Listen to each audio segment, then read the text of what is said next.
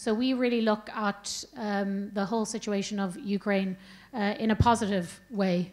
And I think that for us, the war in Ukraine and also the entire geopolitical environment that we're facing as the European Union has really forced us to think not about if they will join the European Union, but when.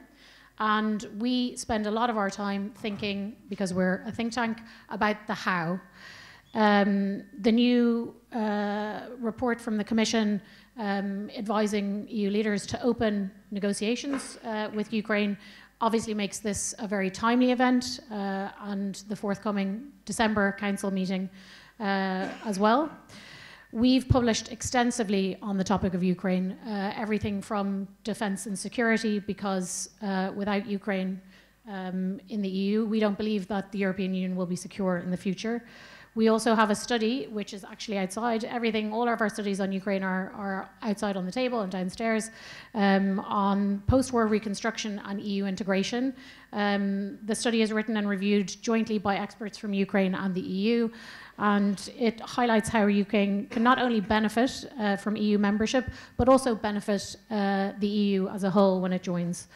And although rapid progression of the Ukraine's candidacy for the EU brings a new dimension to the narrative, we still need to ask ourselves about whether or not this is a real deviation from the script of integration, or we're going to see the same stagnated process. So the other thing that we've really worked on is the concept of staged integration, which is about pushing forward EU enlargement into a new and much more dynamic force. Some of the elements of this staged integration concept include accruing membership benefits along the way, and also reversing that if there's been backsliding. So you can read more about our staged integration study there outside. And we've also been doing a Western Balkans tour. Recently we've been to North Macedonia, Bosnia and Herzegovina, and also Serbia to talk about staged integration. And we also had a meeting today in the European Parliament with the Renew Europe group to talk about this. But while we have a positive approach from the European Liberal Forum, it is also important to hear all sides. And even the skeptical view you're going to hear tonight, what I would challenge everybody on the panel is skepticism is, I think, a healthy intellectual tool. However, it is only a healthy intellectual tool if you also use it to think of solutions to problems. So that's what I hope that we're going to hear from all of you tonight. So we're very happy to be hosting this event with our member IPBS. And I really hope that you enjoyed the discussion. And please do, as I said, take the publications.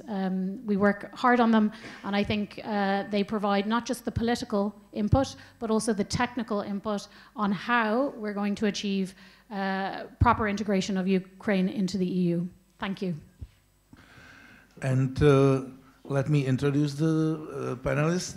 Let's start with the newcomer, Her Excellency Ambassador of Czech Republic at the European Union, Edita Hrdá. Welcome. Tony Barber is a European editor of prestigious daily Financial Times, who has actually published a few articles related to this topic. Welcome. Thank you. Let me welcome Kira Rudyk, Vice President of ALDE Party and member of Ukrainian Parliament. Welcome. And Ondřej Knotek is a member of European Parliament nominated by ANO Party. Welcome.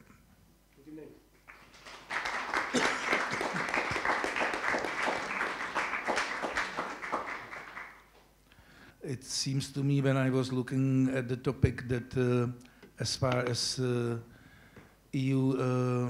Ukrainians' membership in the EU, we can expect more troubles from us, from the members of the European Union who are already in, than from the Ukraine.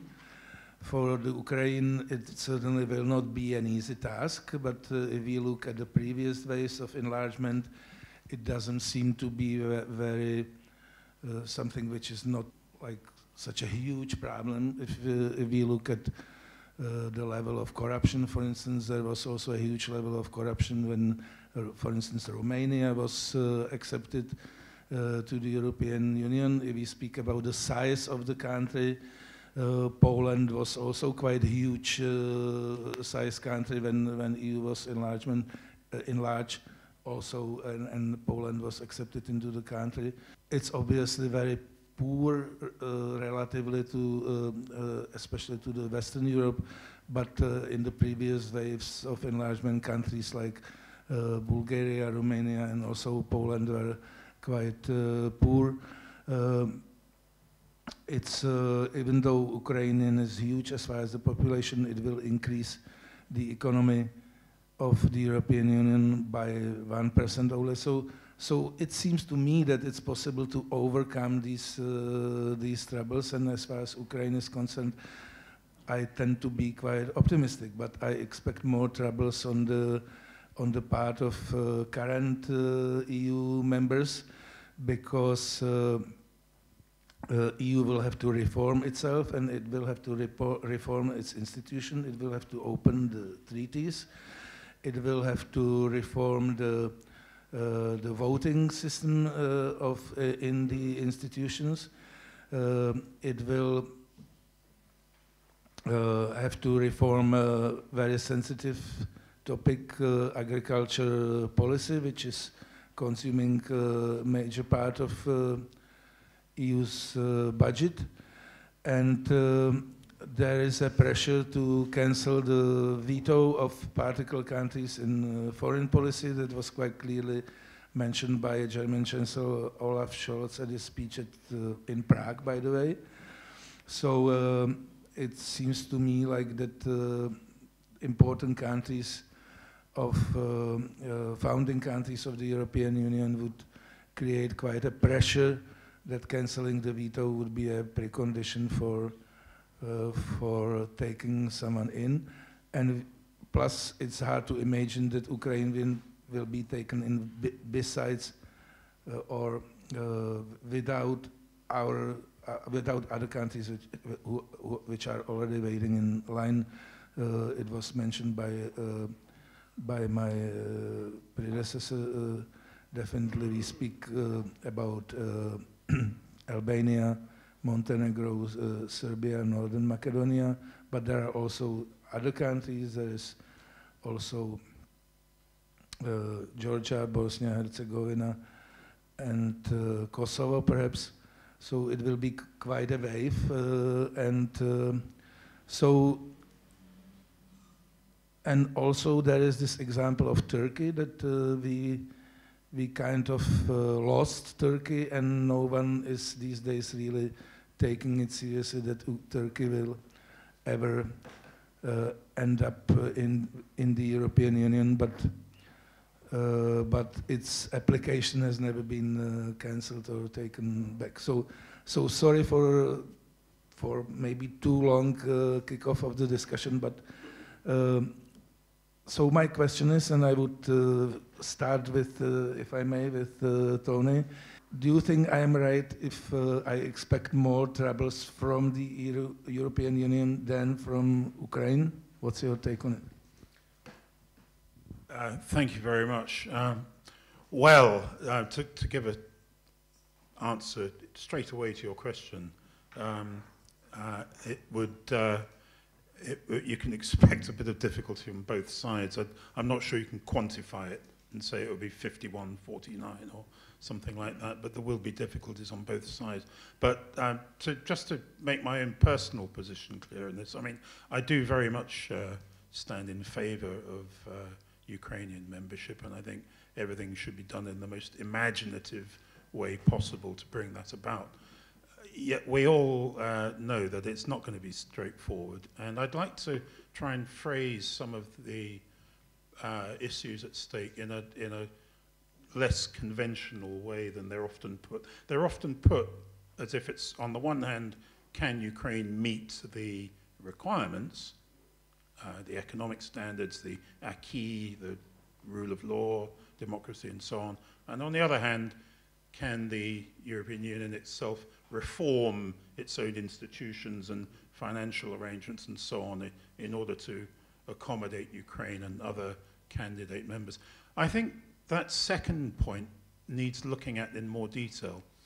One of the difficulties with internal reform of the EU is that it's not taking, it wouldn't take place in some kind of vacuum. It would take place after what I see as something like 20 years of repeated crises and emergencies in the EU, starting with the enormous difficulties in passing the previous treaty, the Lisbon Treaty, originating in the collapse of the proposed constitutional treaty at the start of this century. That has put a lot of countries on guard about how awkward it would be to go through a process of treaty reform that might require a vote and a referendum at home. We saw the difficulties in France and the Netherlands and Ireland, among others, 20-odd years ago.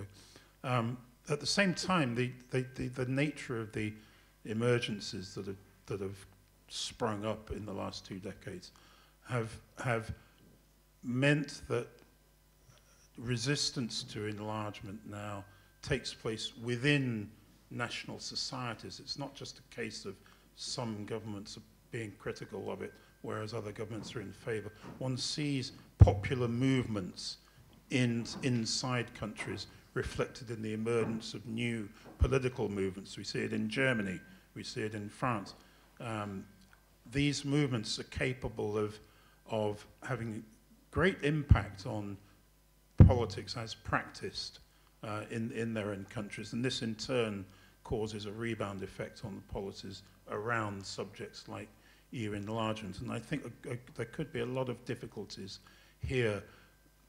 The fact that one particular government might set out an approach to enlargement doesn't mean that it won't be vulnerable to political challenge on its own territory. And I think that means that there will be considerable wariness about opening up the question of treaty reform. Beyond that, though, there is the question of whether the types of issues that have been very divisive in the EU in the last 20 years or so, such as values, the rule of law and democracy, whether it's entirely clear how Ukraine approaching membership would place itself on these questions. If one looks at one of the sensitive issues for the countries that joined in 2004 onwards, it was the fact that these countries had regained sovereignty, national sovereignty, for the first time in many decades after some terrible experiences under dictatorships, or indeed become nation states for the first time. Think of, say, Slovenia or Slovakia, properly independent nation states, I mean. And so there was a certain reluctance to yield too much on the question of national sovereignty in the name of a more integrated EU 5 minutes after you've just acquired it. And the question is, where would Ukraine stand on this? Ukraine's independence and sense of national dignity and independence has been born out of a terrible, terrible experience of war, much bloodshed, terrible sacrifices. The idea of what Ukraine's independence stands for is very much associated with a kind of statehood and self-protection. And the question is whether the kind of reforms needed to make a much larger EU work, that would, for example, moving to more majority voting on a number of issues, whether Ukraine would feel comfortable in that, having so soon asserted itself as a properly independent national state. I think that is an important thing to keep in mind. I would perhaps just finish on what seems to me the awkward question of how one looks at the kind of unofficial or semi-official Franco-German proposal for a kind of 4-tier Europe that would involve an inner core and then a kind of second core and then sort of outer levels, outer circles, if you like. Of course, this idea has a rich French that goes back, all the way to Mitterrand around the end of the Cold War. The question in my mind is whether that idea, which in some ways overlaps with the idea of phased integration, whether it might at some point accidentally or otherwise turn into an excuse to have Ukraine and other candidate members not fully in the EU, but rather in some, maybe not fourth, but certainly third or second circle. That seems to me a possible pitfall on the way, bearing in mind that there are some thinkers and political forces, particularly in Western Europe, that have wanted this all along anyway. So I think that needs to be kept in mind. I'll pause there because everyone else must be itching to have their say. Thank you very much. Thank you. Kira, please. Hello, everyone. It's a pleasure and privilege for me to be here and to speak to you. There are so many things that we have to discuss today. And from Ukraine's side, I can tell you a couple of things that I want you to remember. First, it was probably the first, oh, my phone, okay. It was the first good news that we've got since full-scale invasion started. It was last year when the candidacy to European Union was announced. And it was a huge morale boost for Ukrainian people because we have seen that it is possible for us not only to have this, like limited future, that is, we win the war and then something, but also that we have a future in European family, something that is written in our constitution. Right now, we had another huge morale boost that is, European Commission made this report where they say that we are doing very well. And then we will have another boost, we hope, at the European Council gathering. And then there would be lots of work, probably years of work in front of us before something else would happen. And I think it is very important for all of us to understand this and to manage the expectations that are coming from political level and that are coming from organizational levels. Though, as for a politician, I know it is very hard to say to people, it will happen, but the time we cannot tell you. And of course, there are many points there. Well, right now, all the 7 points that we have almost completed, and we have done very well on them. This is what the report says. They were all expected. That was not something new for us, and they were all in line with the IMF requirements, with all the reforms that our country really definitely needs. When we go into the next 7,000 points that we will have once we hope that these charters will open for us, there would be many questionable points that will require a lot of debates. Like you said, the agricultural matter, that would be incredibly painful, and we will have to find a very good solution to that. So, as Alva said, that we have to be skeptical but also find a solution, I think we always need to think about those obstacles in advance and try to figure out a proper way to remove the roadblocks. There is one thing that I'm incredibly, extremely passionate about that could fix one of the issues that we are going to discuss today. Probably it's a matter of money and matter of budget. One of the key arguments that I hear about why it would be so complicated for European Union to get Ukraine in is it would require lots of money from European taxpayers because there would be a rebuild, and as you said, Ukraine's economy is 1% of EU's economy. So here is the thing. There is one aspect and one project and direction that we are working on, and it is called confiscating of Russian frozen assets. Recently, we had Josep Borrell in Kiev, and he said that over the term of full-scale invasion, the total amount of EU military help to Ukraine has been 25 billion euro. It's a tremendous amount, but guess what? The amount of frozen Russian assets, oligarch and state assets, in democratic countries is 20 times that amount. And this is something that I believe is truly, logically, fairly, something that should be confiscated and used for the sake of Ukraine. Not even for the rebuild of Ukraine, but also to cover for the expenses that European countries have right now to support us militarily and all the ways. So a year ago, when we came up and started working on it a year and a half ago, everybody thought that we were crazy and that it is absolutely impossible. You cannot imagine the amount of no's that we heard and like how do you say, skeptical, but without this productive part. And so after that, we have pushed so many parliamentarians, so many members of European Parliament, so many friends throughout the world, and here are the results that we see right now, just to show you the progress that is possible. Canadian government has passed the legislation. US government has passed like a very weak, but also legislation that would allow to use Russian assets for the sake of Ukraine. In EU, Kaja Kallas said that till the end of the year, your Estonian parliament will come with a solution legislatively. And recently, our good friend and liberal ally, Alexander De Croo, has issued a way through the government, without even a parliament, to take the percentage, the interest that have appeared on the frozen Russian assets, and the amount of this interest is pretty significant. It's 1.4 billion euros. A good thing to cover for many expenses that Belgium has, many expenses that EU has.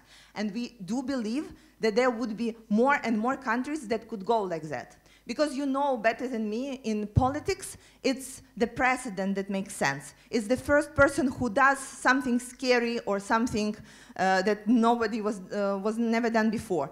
And then the rest would follow and say, yeah, well, okay, we also found this solution.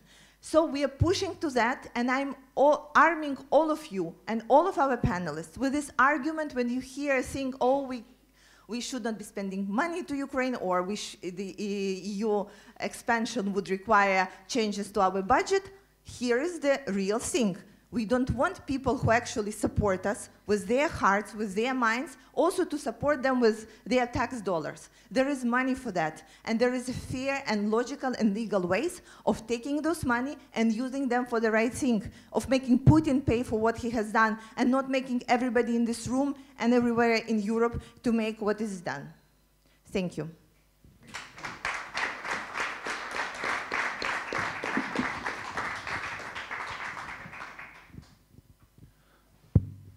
Edita, please. Thank you very much for the invitation. I'm sorry that I came late, but I was exactly sitting in a meeting where we were looking into the budget of the European Union and where we take these very necessary 50 billion euros, which should be there for the next years to come for macro-financial assistance, etc. So this Ukrainian facility, which we would like to create, if possible, till the end of this year, so that the Ukrainian friends have the resources which are needed to be there to defend themselves, and then also to, and you said it rightly, to start to produce so that the financial possibilities would be there. It's not only about us paying, European Union, the US, IMF and others, but it is also about that the Ukraine is producing. It's incredible. The country is in the war, but still the economy is running. The men are there in the combats, and the other one who stayed home, and the women and all the nation is trying their best. And they achieved what they have achieved, and congratulations, because we were waiting for the package for a long time.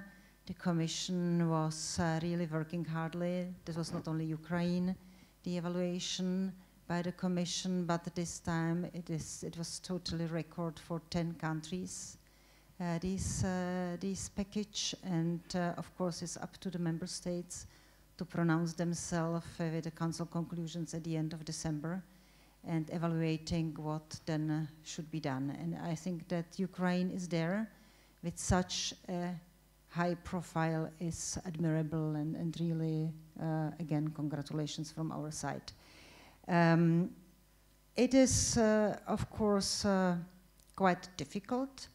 I always repeat to all colleagues from Western Balkans and Eastern Partnership that I do remember very well the time when we were negotiating the accession to the European Union, and how many times we were really thinking we are there, and how many times there were more conditions coming, and we had to sit down again and to maybe adjust and go through more reforms. But then the date came and we were very, very happy.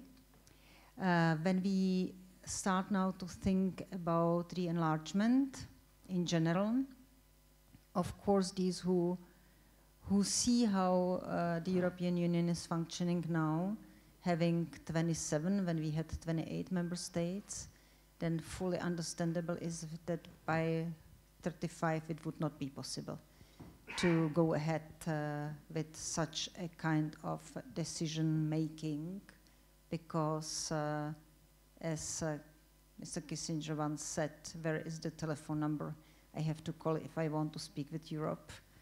And everything in the eyes of our allies, also of our allies, and especially of the others, it takes too long time, so we need to speed up a bit. I have to say that now, after the COVID crisis and with that what is happening in Ukraine, it's admirable how quickly we are able to agree and decide. This is something where we haven't been in the past. We should recognize it, and I very much hope also that the decisions we will make in December will be the right ones, and that also the Ukrainians will be happy about that. We will do everything possible as a Czech Republic, let me say. Speaking about decision making, it is very difficult in certain issues when we start to speak about that, how we should decide. Qualified majority is qualified majority. There is also the minority, blocking minority. We should not forget about it. But there are certain topics where if there is decision through qualified majority and then the member states don't feel well about this decision, or is it something which is really disturbing internally in the internal politics of the member states, then never ever it works well. We can look at migration issues where before the decisions were made in certain topics, and then not everybody was on the board, and you can see it, and the decision making is much more difficult after such a decisions. So it should be something different. We see, and you were speaking about the circles, but we see the circles already now. We have countries which are part of Schengen. We have even countries which are not member states of the European Union, and they are part of Schengen. We have the countries which have euro. Not everybody is in Eurozone, so this kind of different decision makings and bringing the member states together does exist already. We only don't speak about it very often. This is also important to have in mind.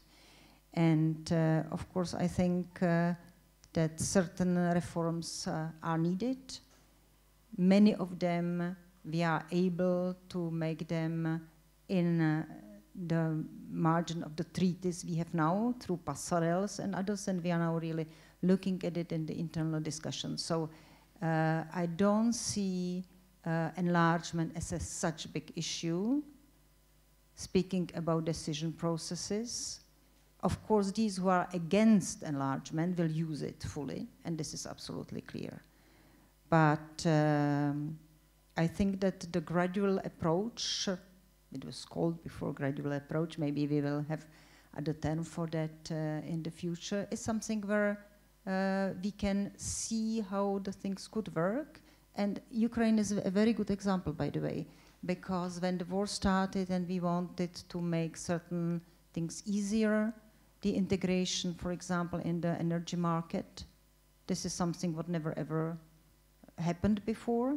It's working, it's very good and very positive. And it's not only Ukraine, it's also Moldova. And it's there. And we can live with it and it's no problem. So I think this possibility to go ahead is there. It's only up to us how quickly we proceed and how quickly we make our internal agreements. Thank you, Edita. And I would like to ask Ondřej now for his opening remarks. Yeah, very good evening, distinguished guests, ladies and gentlemen.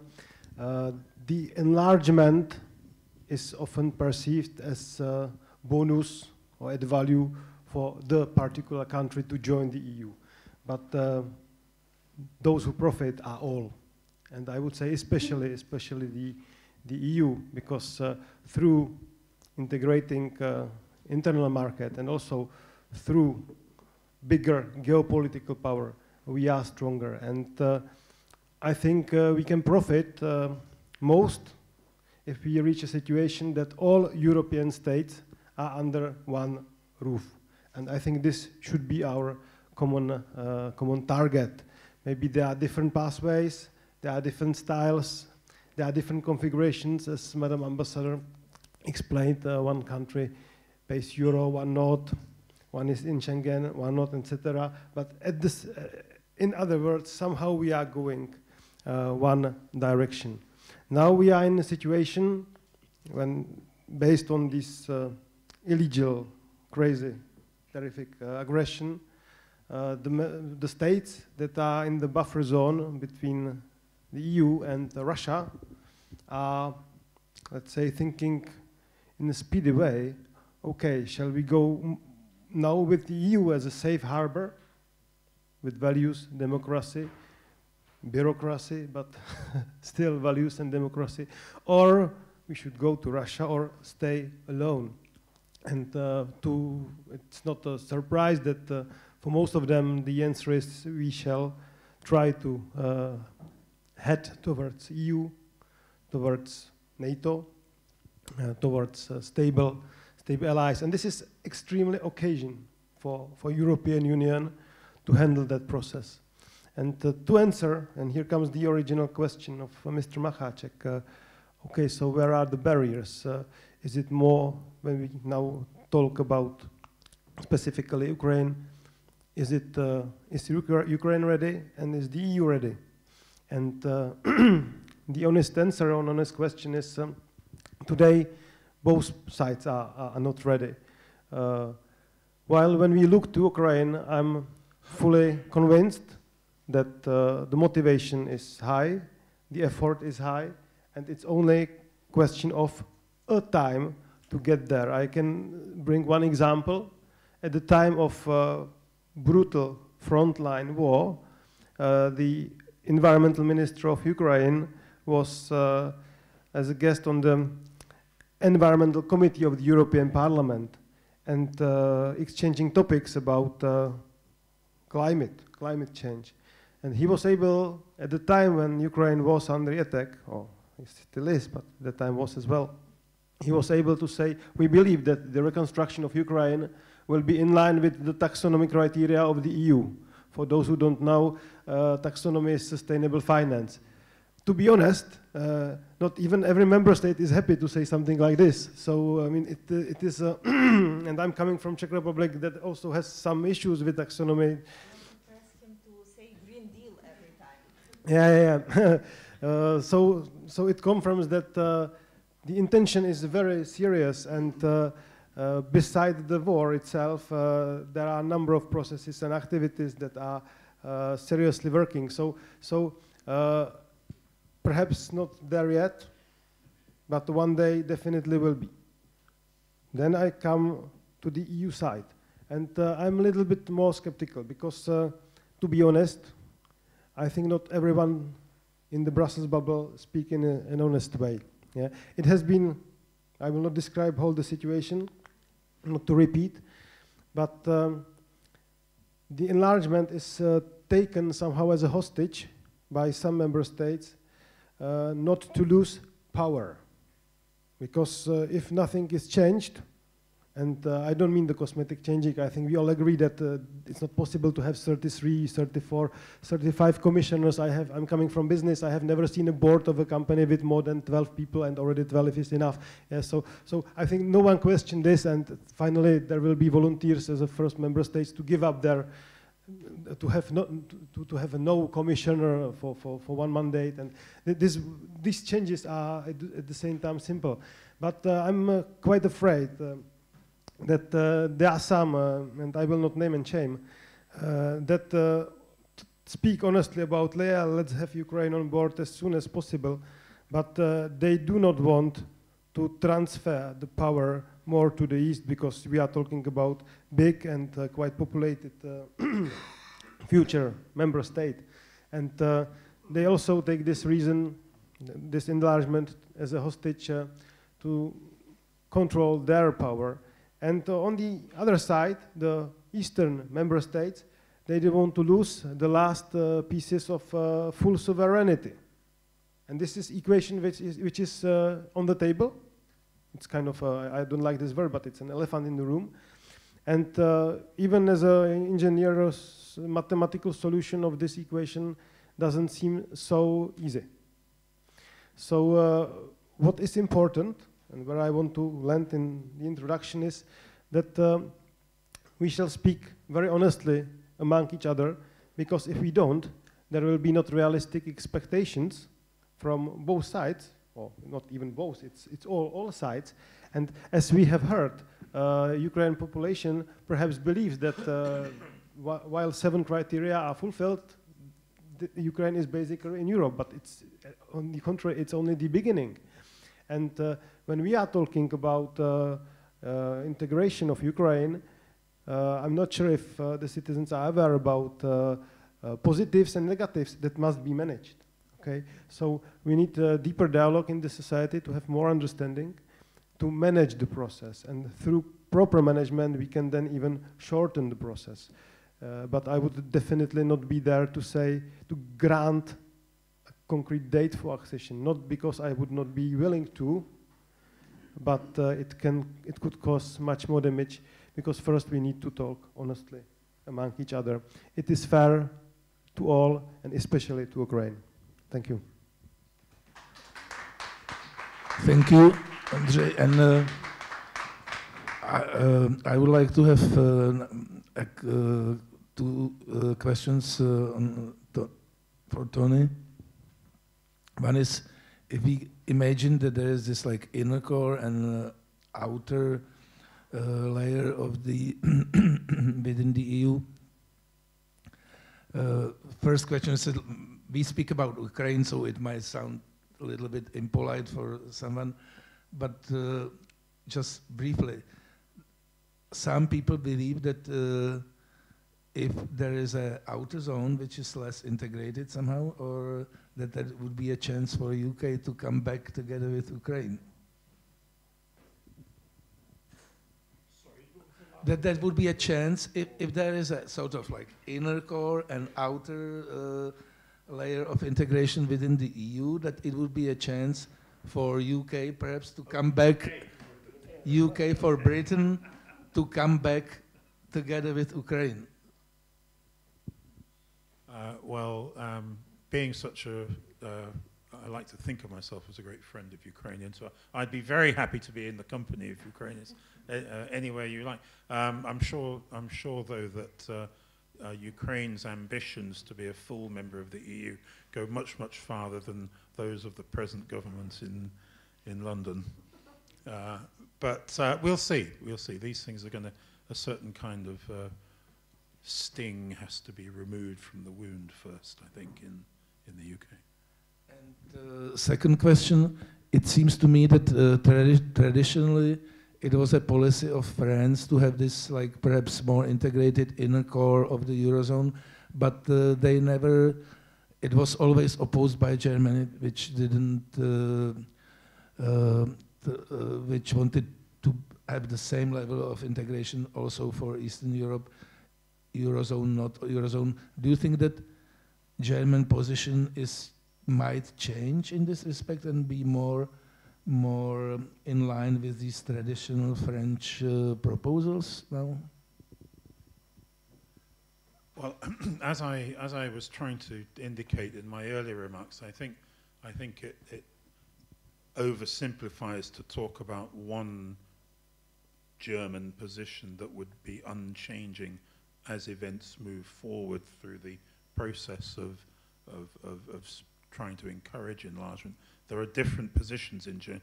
The days when Germany was a society that kind of passively let its political leaders define what German policy in and around the EU should be, those have long gone. I mean, it's now quite a sharply divided society in ways that it wasn't a generation ago. As regards a kind of common French-German position, I mean, there are still a number of issues that they find it quite difficult to see eye to eye on actually these days. But where at least to take what they say in public at face value, they seem to agree that there should be a wide-ranging agreement on institutional reform before enlargement takes formal shape. So that, I think, could be difficult in the sense that if we were to take just the issue of foreign policy, I mean, I think it's a very good point that the kind of center of gravity of a EU with 30 plus members clearly would be moving eastwards, and this would be something that might raise some doubts in the older Western European states. And at the same time, we mustn't forget that countries like the Baltic states and Poland and others were absolutely horrified at things like the Nord Stream project that was driven by Germany. Would they want a foreign policy decided by majority voting that ever allowed something like that to happen again? I mean, no. So it's not clear to me that countries in Central and Eastern Europe would necessarily be all in favour of majority voting on an issue like foreign policy. Thank you. And I would have two questions on Kira. Also, first one is, aren't you afraid, like Ukrainians, that EU's recent history is not very positive as far as enlargement process is concerned?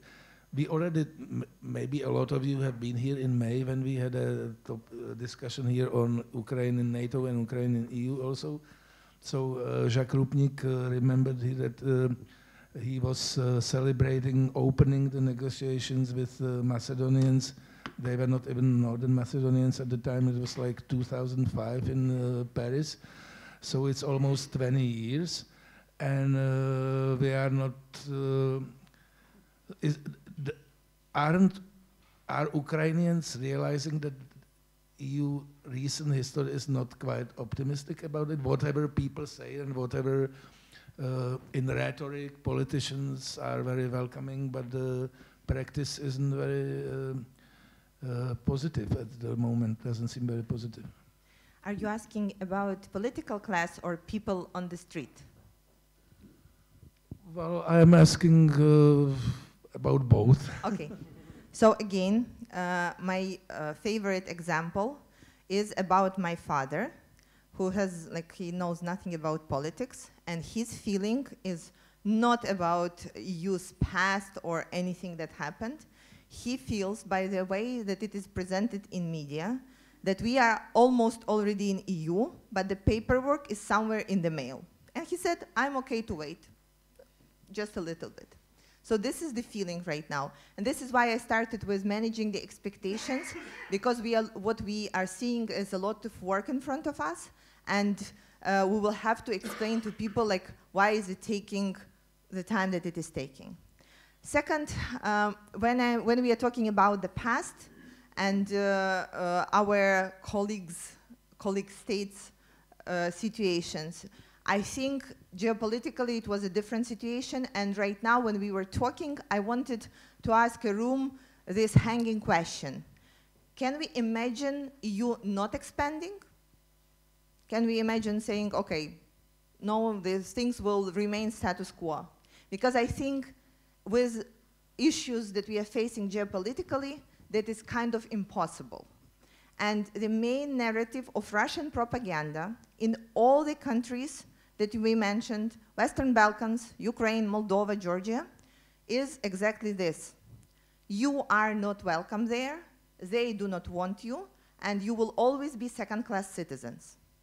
And we may think that right now when Ukraine is fighting and people are dying, this propaganda will be very weak, but it is not. They are pouring lots of money there. And then the question is about like, would the actions confirm that, or would there be something else happening? And we are looking at 2024, a year where I think half of the world will have elections, right? We counted that will be like at least 49 elections that can influence our well-being, starting from the elections in the United States, obviously, and national elections in some of the EU states, EU elections, and many others.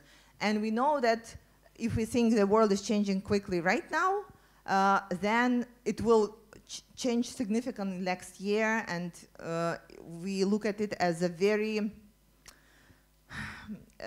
not favorable for Ukraine, obviously, and there would be many risks. But to your point, we do not think that everything that has been in the past mattered because it was a completely different world.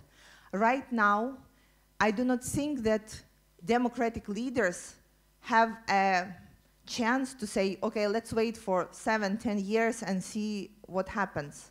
Because there are authoritarian regimes in the world that can plan ahead, that don't have to worry about the elections, and that can plan to increase their influence and build, using the democratic elections, build them, their allies even inside the EU. So right now the situation calls for a stronger approach and for a stronger European leadership. And we know that, and that would have to make the decisions to, like, if there were for 12 years no decision, to say, well, okay, get in. Or I think that what the decision for Georgia, for European Commission report, that was a decision saying, yes, we know that you have like tons of problems and you have the majority in your parliament that says that you don't even want to EU, but our doors are open and now they're open for real. This is how we read it, and this is what I want to believe is going to happen. Because again, coming back to my question, do you feel that there is an option for a status quo? Thank you. So I have reserved a second question for a second round, but I would ask Edita now. It was already partially explained by Kira that geopolitically we are somewhere else, but could you perhaps compare our experience or common EU-Turkish experience? So Turkey has been applying in the process of entering for 30 years or something, almost. And what's the difference between the failure or this road going to nowhere and Ukraine? What's your take on this? I know you for a long time, and I know that you can ask provocative questions, so you cannot expect from me that I would answer it. But yeah, I was writing my remarks, and it was about the arguments a bit, and this is about the arguments also, comparing, you know, when we started, and again I'm coming back into our history, this is something what we can compare, what we experience. When we started to negotiate the accession, it was very complicated. We had our aim and we were trying our best. But the European Union was developing. And as we were negotiating, also the situation in the European Union was changing. So the adjustments in the negotiations were very, very much needed. And of course, it's about it how quickly all the reforms are prepared. It's not so easy. It is legislation, it's parliament, it's the people. They have to decide if they want or if they don't want to change such a way. Apparently, in some negotiations, which are taking for so long time now, and not so many chapters are open, or many chapters are open, but they were never closed, means that the adjustments between that, how the European Union is evolving and how the internal situation in the country and the political willingness is evolving are simply not matching, and it takes time. It is easy. When we look at that, what Ukraine now did and how far you were, and there were the seven conditions, and you fulfilled almost everything. There is 90% fulfilled, and there's still something lacking. What is this? Rule of law, corruption, certain values, where, and without any doubt, I would say even inside the European Union, the conditions and the idea about it, how to fulfill certain steps and issues are more and more and more demanding, and this is clear. As we see what is happening around us, of course, the conditions are getting maybe for some more and more complicated, and that's why, and I'm coming back to your question, maybe the negotiations in the case of Turkey are where they are, because there is not this willingness to be similar to us, come closer to us. Is there the willingness in the other countries which are negotiating? Are there more and more conditions coming from certain member states in that case? And I will take only one, and please don't quote me. It's Northern Macedonia. You used it. And we have seen during our presidency how difficult it was. When one of the member states was coming and was bringing clear arguments, and it was absolutely sure to everybody and clear that without accomplishing these conditions, they would never ever come to the parliament and simply say, okay, we accept this country or not. And you do remember very well, I think, our internal issues, internal politics, when our society starts to split, is the question of Sudeten Germans. Second World War, all the history we went through, it is very European. And these issues are here. Still, we hear different arguments in Europe, and some questions are very tricky and very difficult, and maybe it will take some more time till then we come to that the reconciliation can come, and then we agree, and we will be looking forward into the future. Tony wants to add something. Yeah, I think the point Edita mentioned there about North Macedonia is really important. I mean, the highly unusual conditions that Bulgaria laid down as essential for North Macedonia's progress towards accession would set a really bad precedent, because you could look at every single candidate country now, including Ukraine, and there would be one existing EU member state who could say, you know what, I've got some conditions very similar to those that Bulgaria laid down for North Macedonia, and the rest of the EU accepted Bulgaria's conditions, so you can accept mine as well. Every single country could face an obstacle like that. It'll take a real effort of maturity and goodwill to stop that happening. Thank you. And I'd like to ask Ondřej, what's your take on the veto? You already touched it a little bit, but can you imagine that Czech Republic or Poland would ever give up the veto in foreign policy. On the other hand, can you imagine that Germany would change its position, as it was clearly declared by Olaf Scholz in Prague, that this is the way to go with the enlargement to change these rules? I wanted to react on two good points mentioned in the previous debate, but I will first try to answer your question. Hopefully I will not forget the 2 points.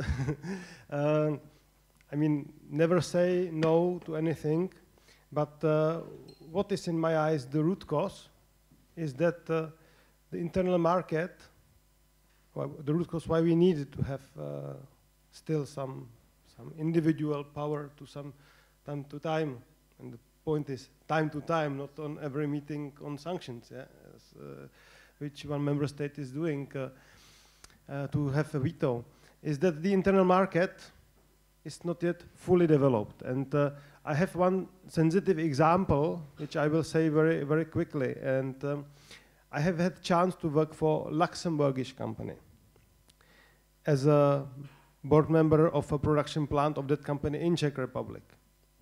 And I have seen the inequality among the citizens. So usually you know that French people are very proud of their nation, but when they came to Luxembourg, they were not treated always equally by some Luxembourgians, because we are Luxembourgians, and then it's long time space, and then maybe the French, then maybe the Germans. On the other side, I have seen how Czech colleagues, workers on the production line, look down on some other colleagues from other member states in Southeastern Europe. And and you cannot stipulate the change by papers. You cannot do it from top to down. It must be natural evolution. And until the German are not, they don't care whether the investment is done in their country or not, it's not possible. The same can be likewise, for example, from the point of Czech Republic. So Europe is not there to give up the veto, and it can happen when the Europe became naturally equal. So that would be my answer. So nice to have, but not there yet. Yeah. Then back to the 2 points. You mentioned one, I think, and you, Mr. Macháček, raised the question. There were 2 questions. One, can we afford to just keep a status quo and not to think about the enlargement? And the second question was, what do you think about the multiple speed Europe or different concentration of Europe, if I might tell it like this? And I would have an answer. If the multiple speed Europe would be a way how to move forward and bring the states under one roof faster, bypassing some bureaucracy and, let's say, preventing some risks, then it could be a good point. I remember somewhere in 2016 I heard Mr. Juncker, the former president of the European Commission, speaking about multiple speed Europe. And I didn't understand him at all. But after 4 years in Brussels, I have real trust that it was very positive, constructive step how to reduce different expectations, different possibilities, because this unique language, at the end you have a compromise. But as I said, for example, the taxonomy, the climate package for 55, it has different impacts on different member states. I don't know how to do it legally, but maybe more way Europe could be answer to faster integration, and at the end, faster, maybe one European Union with all European states. And I just tell you, I'm not speaking about concrete time. It is too specific debate. Yeah. So I think these were very good points mentioned. And last point, you mentioned, sir, that that the Ukraine is a very brave and proud nation. And of course, you are fighting, you are bleeding. And I know it from myself, we are, as a Czech Republic, we are very proud. And in the 39, 1939, we didn't find, and still we are proud. So how much you must be proud because you simply defend your country. And the question was right. Are you also at the same time ready to lose some of your power, sovereignty, responsibility over your nation? And that's the problem, because in Brussels, often when you say nation, you are immediately colored as someone who is far on a part of political spectrum. So this is also a point that was raised, and is a good point, that of course, as I said, EU is a safe harbor, and I would definitely recommend to all to join the EU.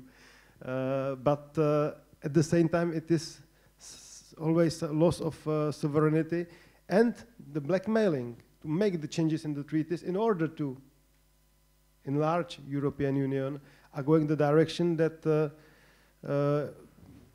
power would stay more in the West. Yeah? So also that's the question, to which extent the nation is ready to accept it, and also is aware, because you clearly said that not everyone is aware. Of course, the national debates are on different priorities. You have a front line, you have war, but wouldn't it be good also to cover it in the debate that to get to the EU means also lose something at the same time? Thank you. Thank you so much for this question. So 2 points. First, about losing part of the sovereignty. There is a historic part that I want to explain.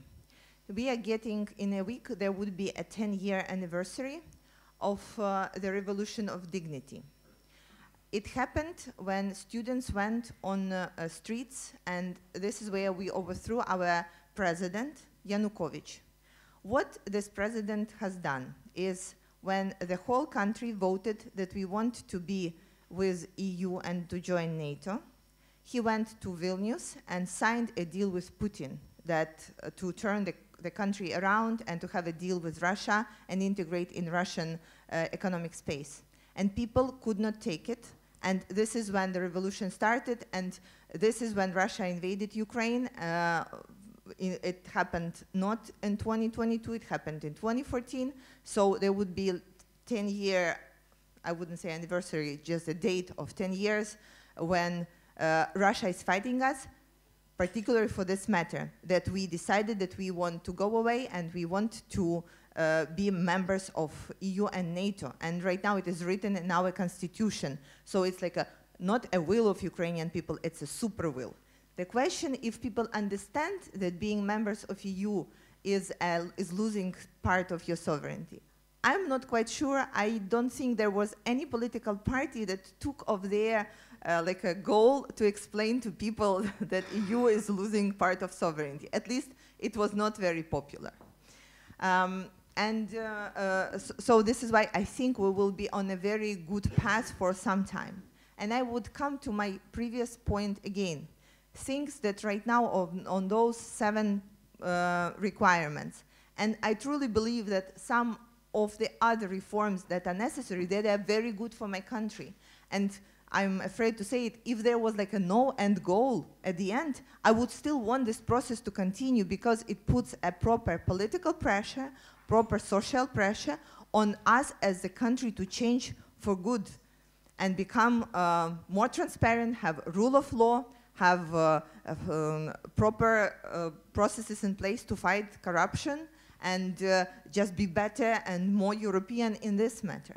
So as one wise man says, I would like to have this problem when we will come at the point where people start saying, oh, we are so close to getting into EU, maybe we lose our sovereignty or something, and will be a positive debate, because we will say, well, it's written in our constitution, you should have thought beforehand.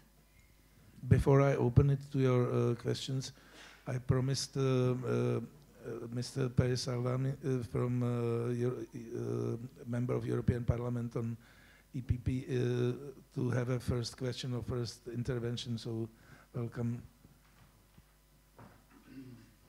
Thank you very much. And actually, if you don't mind, I was in the understanding that I can make a little bit of, couple of comments and a little bit of analysis of the discussion. First of all, thank you very much for the organizers and the Prague House for allowing me to give my 2 cents on this subject. I should maybe mention the background. I've been a member of the European Parliament a little short of 12 years. I was the chief negotiator for the rule of law conditionality regulation, and I am currently the EPP negotiator for the Ukraine facility from the Budgets Committee. So this is, I guess, why I have maybe a couple of things to say or note about. Well, the basic 3 points that I wanted to make is almost like goes without saying. They are things that have been mentioned. First of all, Ukraine has a long way to come. Second, EU certainly has a long way to go. And third, and this is maybe the most provocative or contradictional point, is that we should not rush with this. And when I say we should not, it's like actively should not politically rush. Let me explain this. I will explain each 3 points a little bit more. First of all, of course, the need for Ukraine to change. Here I would like to bring up the role of Ukraine facility. It is, of course, it's the idea is to keep Ukraine afloat financially. But I personally see even a bigger idea for this, and it's not officially being said anywhere, but the real thing is that with this facility, we will have the first real legislative thing that will put Ukraine in tandem with the EU. And this is, of course, what is absolutely necessary to have. It will be a process where we have to go step by step together in pace. And so if we take one step and it takes some time for you to take a step, then we have to wait. If you take a step and it takes some time for we to synchronize with the readiness and the ability of the European Union to be able to do this properly, then again we have to wait. So this is about the third point as well. But first, and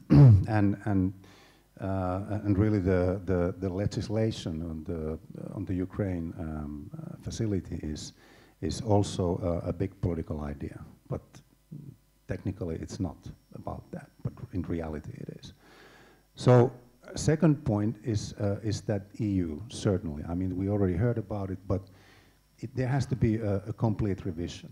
And this is the trickiest part. I especially loved what Tony Barber said in the introductory remarks about trying to sort of like give a few layers of the onion here, that we are really not talking about a simple thing. And this, we have to keep this in mind. We have to be very honest in the process.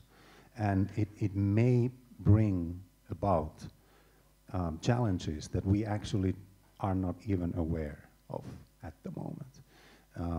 This is the point about that this will not take place in a vacuum. It will be quite a process, I have to say. Also, some of the legislation, like for example the conditionality regulation, I think has to be revised as well along the process. This is for the next term, obviously, but as it is now, the legislative basis is in the protection of the EU budget. And we will have a plethora of issues, and not only talking about Ukraine here, but in the coming years towards the end of this decade with this regulation. And then finally, the first, I mean, the point that we really must not rush, and this is also about what Mr. Barber said, that there is a potential in the member states that can get really pretty nasty. So we really have to be careful. But the most important thing here, this is not about, that don't expect too soon or that we have to go slow. That's not my point. The point is that we really have to hold each other tightly and do this together and be really honest in the process.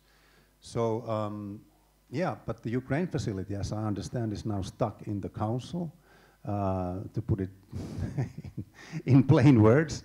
I mean, I know European Parliament is ready to negotiate, so as the negotiation is between the Parliament and the Council on an ordinary legislation, so then it has to be the Council that we are waiting for. But that's completely understandable, and please take your time.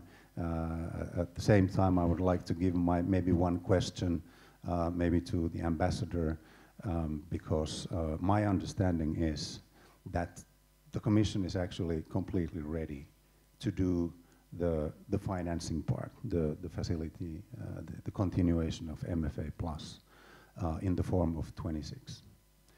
If the S word hits the fan, so then and the calendar gets really difficult, and we are celebrating Christmas and we have 1 week left, and no money for Ukraine on the 1st of January.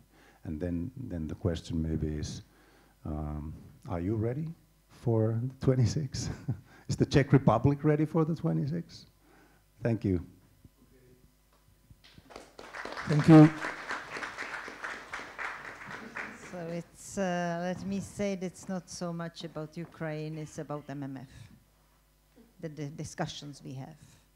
I think that there is, across all the member states, clearly the idea, and we are convinced that what is needed to be done is create this Ukrainian facility. The rest of MMF, there are more questions inside. So I would not be afraid about this.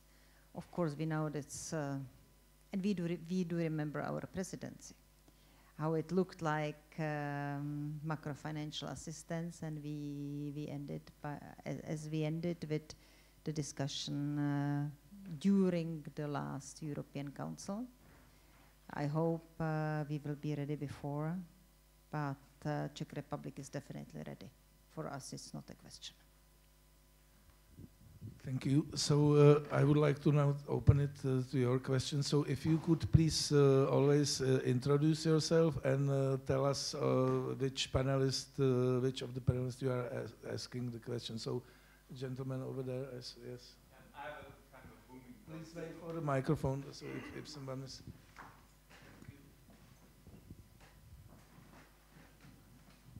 Thank you. A wonderful panel. My name is Ricardo. I'm from Lisbon. I would like to zoom out just a little bit, and I will ask Kira and Ondřej to give me your thoughts on this. There's been a lot of discussion about EU strategic autonomy, particularly, and as Kira said correctly, so 2024 is coming. We have elections in the United States. We have no way of knowing, at least right now, how that's going to come out, but we know one of the scenarios. So, as an MP, as Vice President of ALDE party, and also in the Ukrainian parliament, what do you think about this? What do you think about this concept of getting away from the United States, becoming our own military, political, economic strength, and help Ukraine with that? Thank you. Thank you so much for this question. Well, I think you have to be prepared for the worst. It's always not a bad strategy, and we don't have much time of making this decision because I think we would know like in a year from now, like what the situation would be, and a year in our political climate is not enough to put together a strategy and then to execute it, right? Especially with the fairly short electoral cycles. I think in terms of military, not rather independence, but strengthening. I think there is no other way right now with what we know. And recently we faced this issue of European countries promising Ukraine 1 million of not ammunition, artillery ammunition, yes. And then right now they said that it would be impossible to fulfill that. And that's a very bad sign for me, because there are countries who promised Russia the same, and they were able to fulfill that. And so we are right now like looking at very straightforward reflection of ourselves in the mirror, and there's definitely something that would need to be done, no matter how the elections in the United States would end up. And that calls for strengthening, how they say it, Eastern NATO wing, or because for the United States we are all East NATO wing, and for figuring out what would be like longer-term strategy, no matter what happens. And I do not think that we see that right now, so having that strategy, especially with the things that are, so many things that are happening rapidly.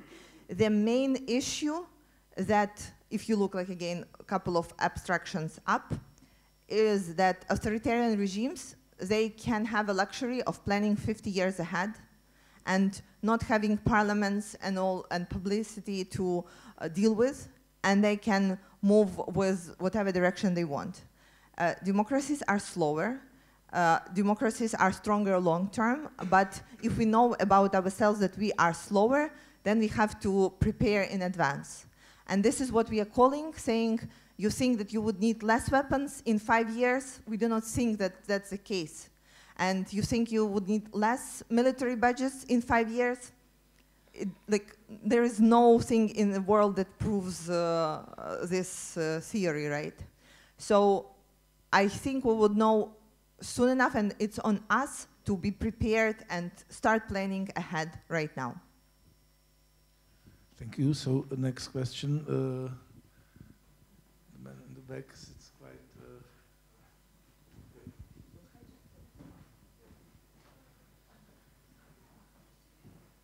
Okay, thank you. Good evening. My name is Tomáš Valsivček, and first of all, thank you very much for a nice discussion. If you allow me, I would have 2 questions. The first one may be more targeted at Mr. Kovařík. It's Mr. Knotek, actually. Sorry, Mr. Knotek, Ondřej. I'm wondering if within the context of rising populism and rise of the far right and fake news, don't you think that opening the discussion on the treaties of the EU could actually backfire and reduce the powers that are allocated to Brussels?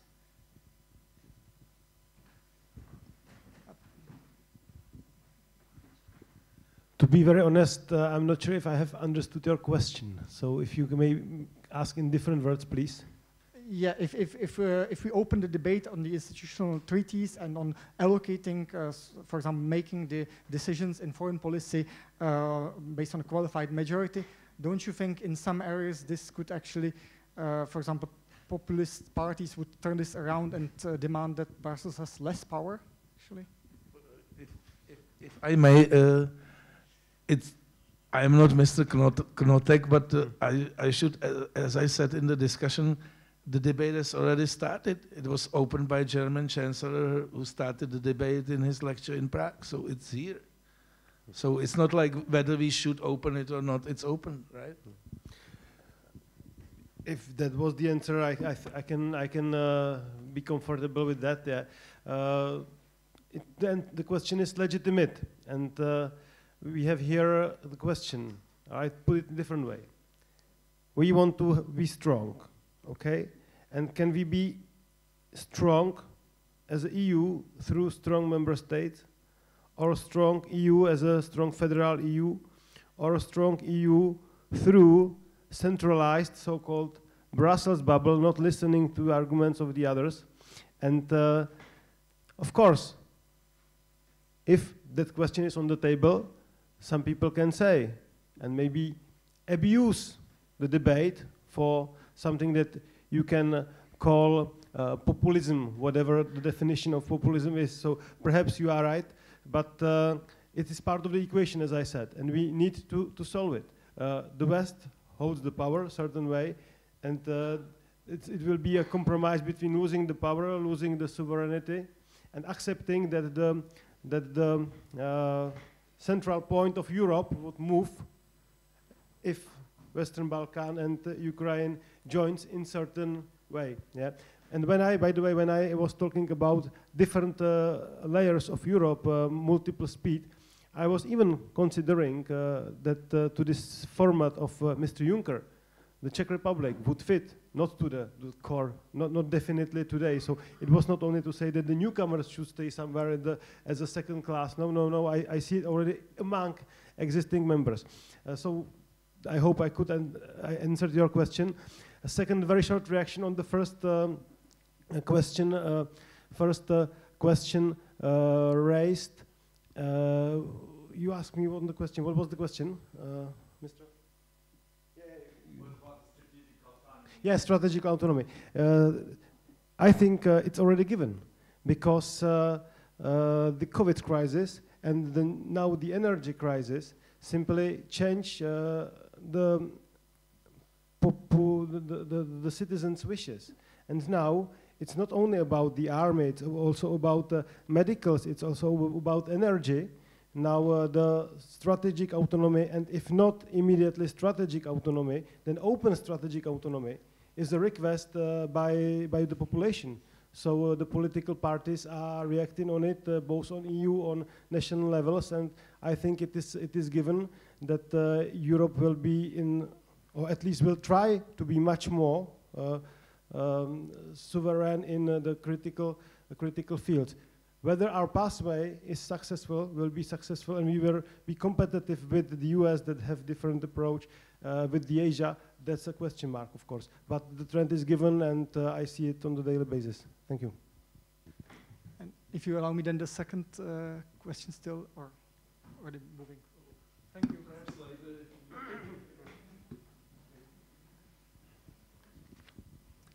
Hello, my name is Philip Lausberg. I'm from the European Policy Center, and I'm working on political economy topics. And as you all know, at the moment, there's a lot of talk about economic security in Brussels and the European capitals. And my question is, how much should actually economic security play a role when we talk about accession of Ukraine? Because Ukraine, of course, is very rich when it comes to minerals, when it comes to agriculture, but also to a very well-educated workforce. And when it comes to energy, nuclear power is already being transferred to Europe, but hydropower, or the opportunity of using green hydrogen through the existing pipeline system and so on. I think there's a lot of plans that the EU has, the Net Zero Industry Act, the Critical Raw Materials Act, all these plans are there, but it's hard to fulfill them. Ukraine could be a very good opportunity to step in there, and I think that could be used also when we talk about accession as an argument to convince member states to be in favor. What do you think is this, what kind of role is this playing now, and do you think this should be used more as an argument, and do you see this as an opportunity to get ahead, maybe also quicker with the accession? Thank you very much. Thank you. It's for everyone.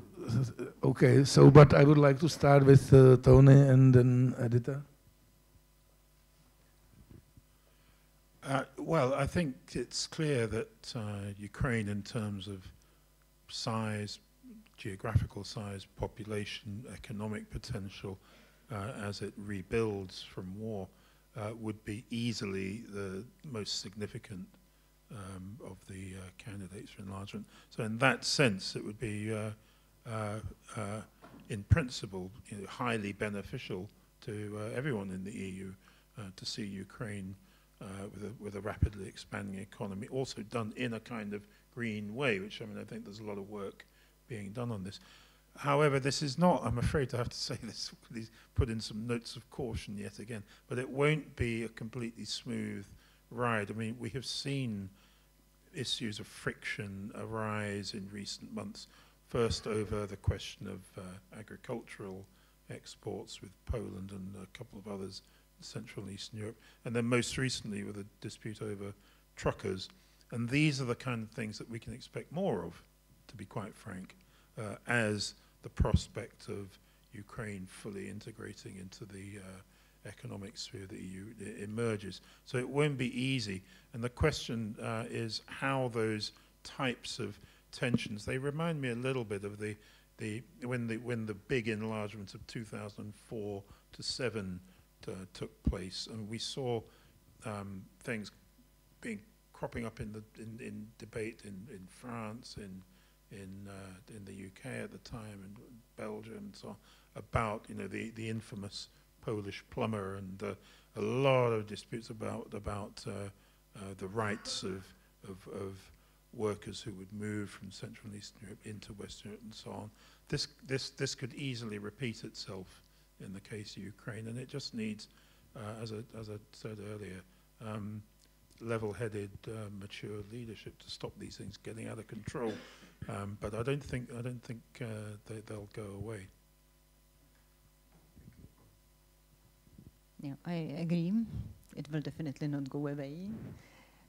Whoever will be approaching the EU, we see, and speaking about economic security, it's not only about Ukraine, it's also about Norway, for example, and how closely Norway is bound to the European Union or not. And this is also what was behind the meeting, the first meeting of the wider Europe in Prague, the summit which took place last year and was repeated and in Chisinau and again now in Sevilla, EPC. And I think it's important that the European Union finds good partners and allies in the world who are where we can have mutual confidence. And this is what you said about the strategic autonomy, if it should be open or not. Of course, should be open because we need the allies across the world, and we need to foster our economy. The COVID and the war show that we are able to do more, and for that we need the countries which are also around us. And when we are speaking about how they will be shifting the power and the decision making, we should not forget that not only now everybody repeats it's going to the east. It's going to the east-south in general. So it's not about that what the ex-Eastern Europe wishes and which one historical experiences we have. It goes also southwards, looking at Balkans, looking at the countries which are closer to the sea and have totally different priorities, have also different challenges, like migration, for example. To me, having Ukraine as a part of the European Union or having Ukraine much closer will be totally advantage for the European Union. But again, coming back to that, what we were speaking about before, we need to see how the decision-making process will look like, and what also that the internal debates with our citizens will be very, very important. And there the political leadership needs to be ready, and it will be clearly showed through the elections. And what is important is that it's not only up to our citizens, it's also up to the other one citizens. If they really want to be part of something what the European Union is today, if they would wish at a certain moment really give up certain topics, symbols, and again, example of the Czech Republic, look at us. We are not part of Eurozone yet, because the Czech crown has a very strong symbolism, and there are of course many discussions about that, how important is it for the central bank having the possibility to correct certain problems nationally. But for the people in their minds, the Czech crowns means certain independence, certain, like, this being Czech after so many years under the, let's say, almost Russian occupation, and even Russian occupation in our case, this is something what takes, I think, one, maybe 2 generations. And if something like the currency is a symbol for that, it's quite difficult to explain to the people that maybe Eurozone membership will be much better than that what we have today.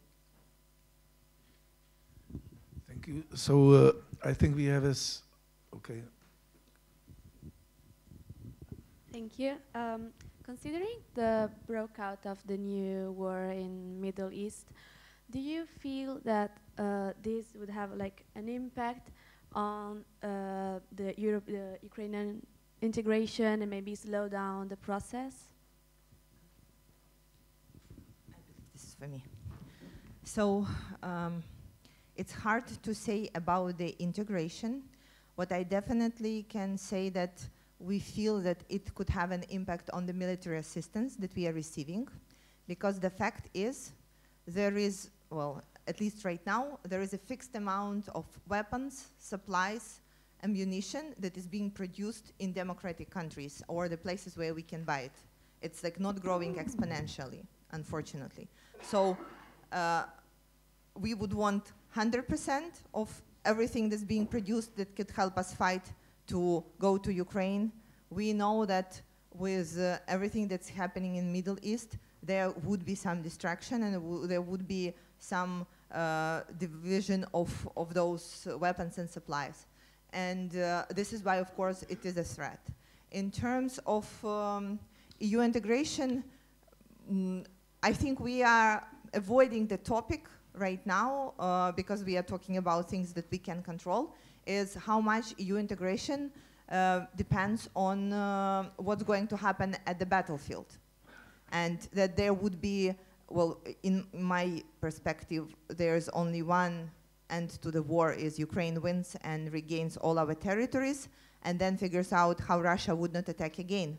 But we have absolutely no timeline right now to when this is going to happen. And that is something that would definitely affect the process of the integration and the speed of this integration. Though in my heart, I would want otherwise.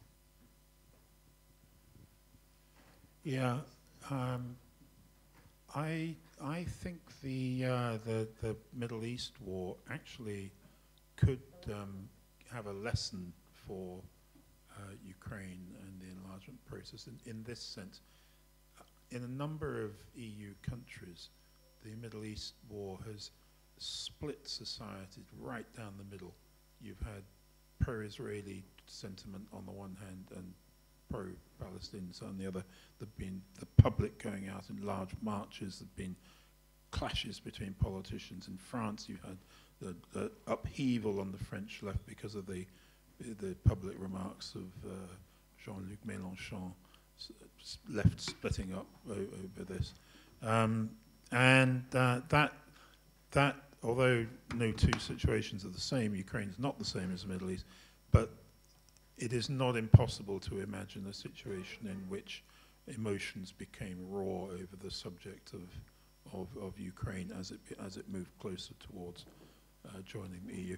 The second thing that needs keeping in mind is the larger world perspective of the Middle East crisis in Europe, and that is the question of the need to sustain support of governments and peoples outside Europe for the European position on Ukraine. This has taken a bit of a hit, quite frankly, because of the Middle East crisis. It's left Europe exposed to criticism that it has one set of standards regarding the war in Ukraine and another regarding the Middle East.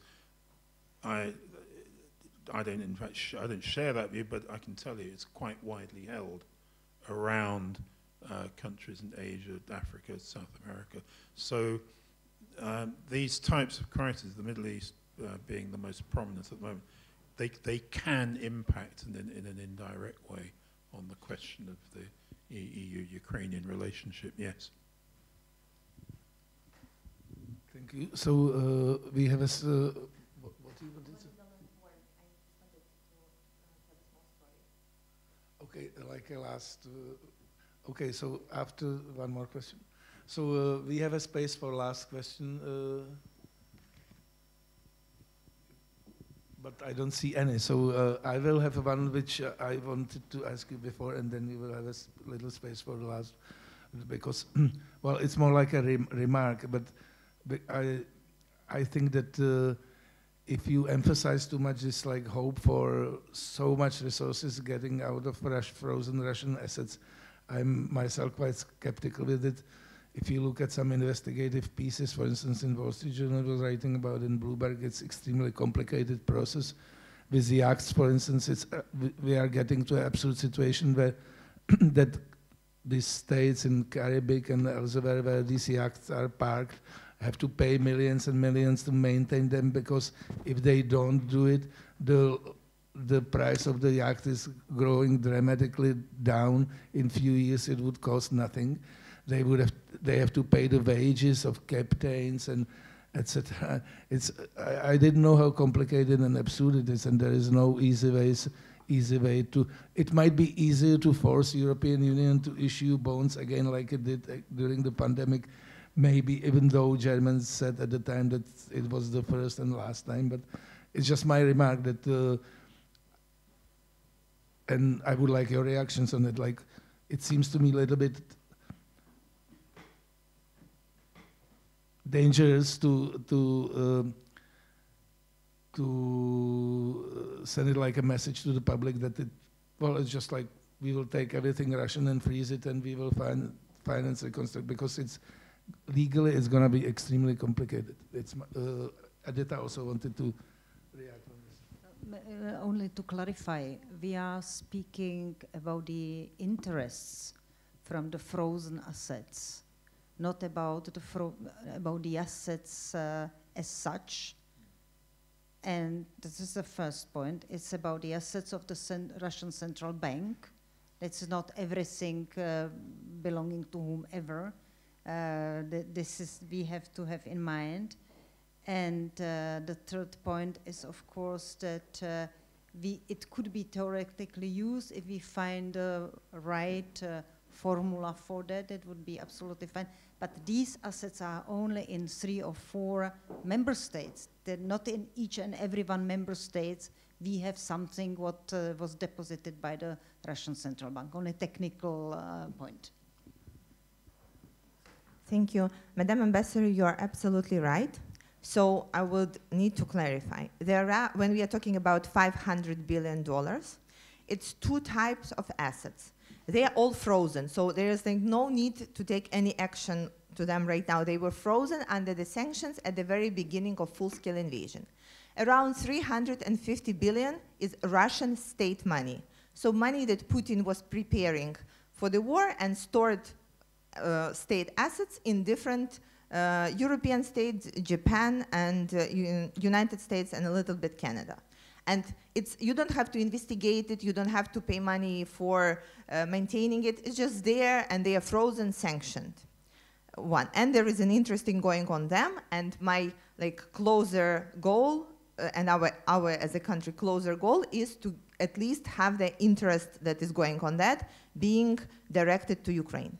The second part, the 150 billion euros in dollars, it's amount of oligarch assets. And there, I totally agree, it's a complicated matter.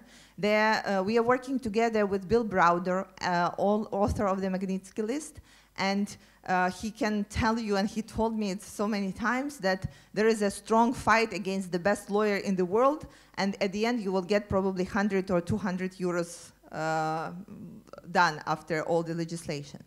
But the issue, another issue is that right now when all those assets are frozen in the states are actually paying for maintaining them. So there should be a solution that at some point confiscating them or selling them would be a better solution that for the state to pay constantly for maintaining the mansions, for maintaining the yachts, etc., etc.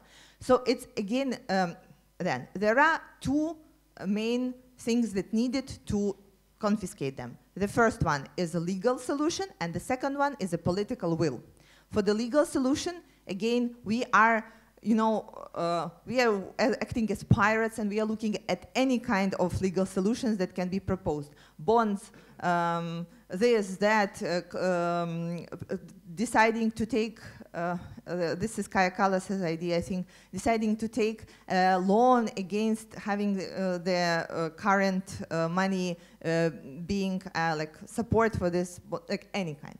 And there are ways to find a solution there. The next question is the political will, because again, to take the stand, especially against Russian state assets, is a dangerous step, and it's a bold move, and of course it could have some consequences. But this is where we are also working, and the complicated level of the task does not stop it of being right and just and proper way of doing that, because I do not think that we have people in this room who can imagine that Russia willingly would pay for the restoration of Ukraine, would pay the reparations, etc.